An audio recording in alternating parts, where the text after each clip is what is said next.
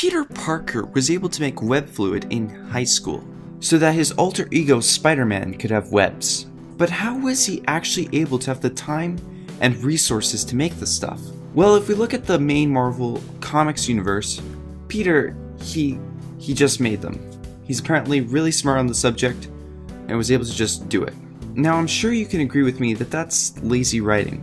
So, how could you fix this? Well, there have been many other writers that have taken the challenge. If we look at the Ultimate Comics universe, Peter gets the web formula from his father and uses it to make his web shooters. Now, this is better writing and seems a little bit more realistic to how a teenager might make his web fluid. Now, if we look at the movies and ask how did Peter make his web fluid in the films, in The Amazing Spider-Man, he didn't make the fluid, he made the web shooters. He obtained the web fluid from Oscorp and tinkered with it into a small web shooter device till he got it right. In the Marvel Cinematic Universe interpretation of Spider-Man, Tony Stark says that Peter made the fluid himself. But there isn't really any proof to this. Peter could have just copied the formula from his father, like in the Ultimate Universe, and taken credit. Or maybe they have another story planned that they might want to tell in the future as to how he made the web fluid.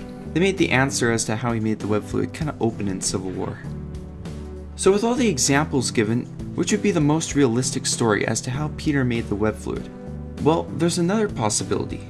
On YouTube, there are a lot of tutorials or demonstrations of actual working web shooters. They're not as strong or as thick as Spider-Man's are, but there's a lot of variety, with some being wire with a spike at the end to pull things, with others that actually shoot spider silk. So maybe Peter could have watched a tutorial on YouTube for making web fluid and went from there. Although it was Spider-Man that prompted people to make the web shooter YouTube tutorials in the first place. So there's kind of a paradox there. Anyways, what do you think is the most realistic way for a teenager to make web shooters? Is it from one of the examples I talked about, or do you have your own idea? Let me know in the comments, and thanks for watching.